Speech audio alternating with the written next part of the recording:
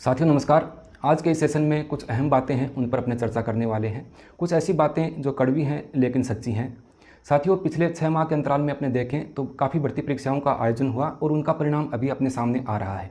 अभी जो परिणाम जारी हो रहे हैं उसमें कट ऑफ काफ़ी प्रभावित होकर के आ रही है और इस प्रभावित कट ऑफ के पीछे बच्चों को ये लगता है कि कहीं ना कहीं पेपर लीक हुए हैं, जबकि मामले की जड़ जो है वो कहीं और है। बोर्ड के द्वारा इन भर्तियों के परिणाम की जो रीढ़ की हड्डी है उसको दबाया जा रहा है। उस रीढ़ की हड्डी को दबाने से सभी वर्ग के जो अभ्यर्थी हैं उनकी कट ऑफ कहीं ना कहीं प्रभावित होती है।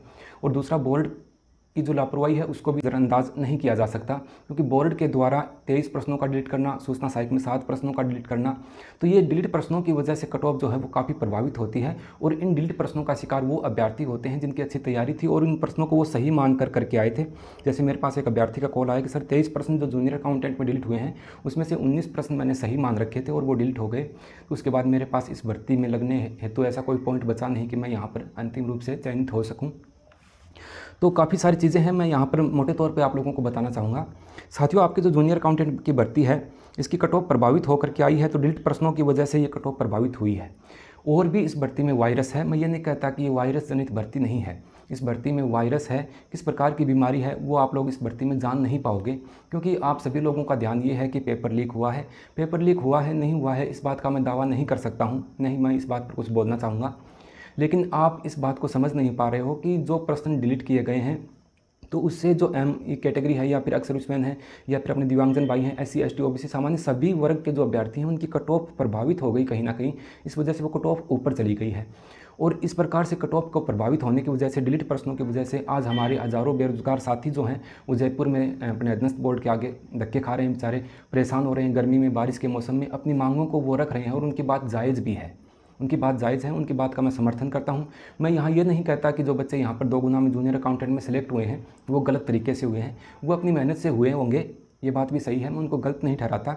लेकिन जो वंचित रहे हैं तो वो कहीं ना कहीं जो डिलीट प्रश्न हैं उनके शिकार भी यहाँ पर अभ्यर्थी हुए हैं और वो अपनी मांगे वहाँ पर रख रहे हैं।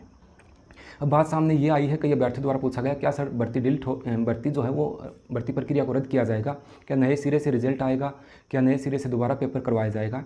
देखिए, कोई भर्ती इतनी आगे निकल जाती है तो ये लोग, हालांकि भर्ती में गड़बड़ हुई है तो जाहिर सी बात है दोबारा सब कुछ होना चाहिए, लेकिन मुझे नहीं लगता कि सरकार यहाँ पर कुछ करेगी। आप लोग सरकार को कहोगे पेपर लीक हुआ है, तो क्या मैं ये कह दूँ पेपर लीक हुआ है, क्या मेरे पास कोई सबूत है, क्या आप लोगों के पास इस बात का कोई प्रूफ है, कोई साक्ष्य है आप लोगों के पास कि पेपर लीक हुआ है? और सरकार को पता है तो सरकार आपको ये कहेगी क्या, ये देखो पेपर लीक हुआ है, आओ बच्चों देख लो ये पेपर लीक हुआ है? ऐसा आप लोगों को कोई नहीं कहने वाला है।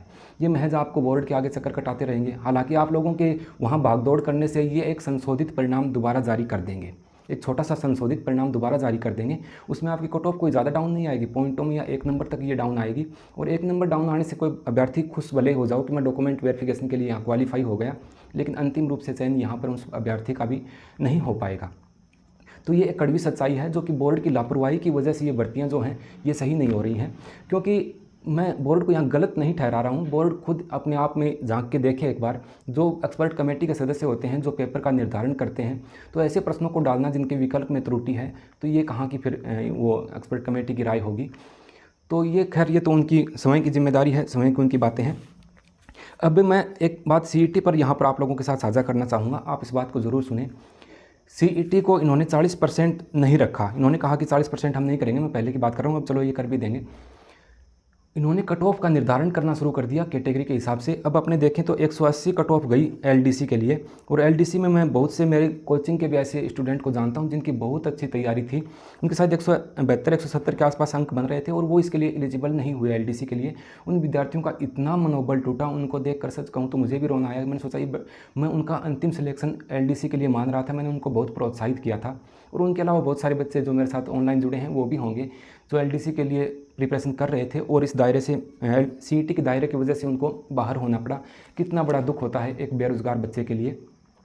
तो ये CET का जो दायरा इन्होंने रखा, ये एक तरह का लालच देना हो गया। बहुत सारी भर्तियाँ अपने को आगे दिखाई जाती हैं कि हमने ये भर्ती करवाई है, हमने ये भर्ती करवाई है।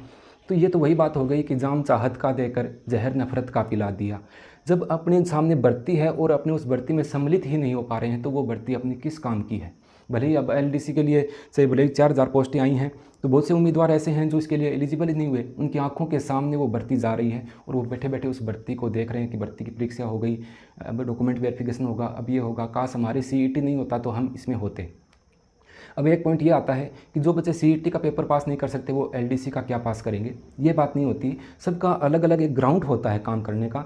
सीईटी के एग्ज़ाम में जैसे 154 वाले ऐसे अभ्यर्थी होंगे जूनियर अकाउंटेंट में, मैं दिखा दूंगा आप लोगों को, जिनके जो सीईटी के 154 कट ऑफ रही उनके मात्र उतने ही थे, तो वो 154 वाले तो अब 2 गुना में अच्छे अंकों से क्वालिफाई कर रखा है। और जो सीईटी में 210 नंबर वाले थे, जिनके सीईटी में 210 थे, वो यहाँ पर 2 गुना के लिए चयनित नहीं हुए। तो ये अपना एक अपना अपना ग्राउंड होता है, अपना क्षेत्र होता है। अपने क्रिकेट में नहीं होता क्या, कुछ 20-20 के खिलाड़ी होते हैं, उनको टेस्ट मैच में नहीं खिलाया जाता, कुछ टेस्ट मैच के खिलाड़ी होते हैं वो वनडे में नहीं खेलते हैं। तो ये अपना अपना एक दायरा होता है। तो इस सीईटी की वजह से बहुत सारे बेरोज़गार बच्चे जो हैं उनका करियर ख़राब होते हुए मैंने मेरी आंखों के सामने देखा है, क्योंकि मैं काफ़ी लंबे अरसे से कोचिंग संस्थान से जुड़ा हूँ। बहुत सारे बच्चे मेरे पास पढ़े हैं, उन बच्चों का बहुत मनोबल टूटा है। आखिरकार वो ये कहने पर मजबूर हो गए कि सर, इन भर्तियों के चक्कर में रहने से अच्छा हम कोई प्राइवेट नौकरी कर लें, कहीं ट्रांसपोर्ट में चले जाएँ, कोई स्वयं का बिज़नेस जो है वो स्टार्ट कर लें, ताकि पारिवारिक जिम्मेदारियाँ हैं उनको भी संभालना पड़ता है। अब इस तैयारी के तहत बच्चे जो हैं वो 25-26 के एज तक आ जाते हैं। कईयों के बच्चे भी हैं छोटे छोटे, तो बच्चों को भी पालना है। कईयों का ये भी मानना है कि सर कहीं कोई प्राइवेट स्कूल में लग जाएं, साथ साथ तैयारी कर लेंगे। बहुत सारी जिम्मेदारियां होती हैं, बहुत सारा कंधों पर वजन भी होता है। आप लोग भी इस बात को समझ पा रहे होंगे। तो क्यों सरकार इन बच्चों के साथ ऐसा खिलवाड़ करती है। सीईटी लागू किया है तो क्यों ना 40% का एक दायरा रखें। भाई 40% जो बच्चा नहीं ला पाएगा तो उससे अपने क्या उम्मीद कर सकते हैं कि वो नेक्स्ट पेपर में कुछ अच्छा कर पाएगा। लेकिन ये जो वर्गवार जो कट ऑफ काट के सीईटी में आप बच्चों को बाहर कर रहे हो, तो इसमें बहुत सारे ऐसे छुपे हुए कर्मचारी बैठे हैं। भावी कर्मचारी होते वो, अगर उनको मौका मिलता, उनको अवसर मिलता, तो वो राज्य के लिए, देश के लिए कुछ अच्छा करते। मुझे दुख है, मुझे बहुत दुख है इन बातों का। मैं आप लोगों के हमेशा साथ रहा हूँ, लेकिन मैं आप लोगों को, ये कई बार मेरे पास कमेंट आते हैं कि सर आप लोग हमारे सहयोग के लिए जयपुर नहीं आते हो। देखो, सरकारी कर्मचारी होते हैं, उन पर बहुत ज़्यादा दबाव होता है, बहुत सारे नियम, बहुत सारे कानून में उनकी सारी चीज़ें बंधी हुई होती हैं। बाकी मैं दिल से आप लोगों का समर्थन करता हूँ। आप लोगों के साथ कहीं गलत हो रहा है तो ज़रूरत पड़ी तो मैं ज़रूर आप लोगों के समर्थन के लिए आऊँगा भी। लेकिन आप लोग निराश न हों, हताश न हों। आने वाले समय में काफ़ी ऐसी भर्तियाँ आप लोगों के सामने आएंगी। क्या पता सीईटी के दायरे को सुधार करके 40% का कर दिया जाए। लेकिन मेरा भी बोर्ड के सदस्य से, बोर्ड के अध्यक्ष महोदय हैं, उनसे, भले कोई भी अपने उच्च अधिकारी हैं, सभी से यही निवेदन है, हमेशा से रहा है कि बच्चों को एक अच्छा अवसर, आप भर्ती निकालते हो तो उनके अकॉर्डिंग एक अच्छा अवसर उनको मिलना चाहिए। उनको प्रॉपर पेपर में बैठने का मौका मिलना चाहिए। एक निष्पक्ष भर्ती उनके सामने रखें, फिर आप इस बात का एलिजिबिलिटी रखो, इस बात को देखो कि कौन अच्छा है, कौन अच्छे से क्वालिफाई करके और अंतिम रूप से टॉपर बने, भले वो सेलेक्ट हो, कौन इसके लिए योग्य है। और योग्य उम्मीदवारों को आप चुनो, न कि जो भ्रष्टाचार में लिप्त उम्मीदवार हैं उनको चुनो। आप लोगों के समर्थन में मैं हमेशा से हूँ, भावनाओं से जुड़ा हुआ हूँ।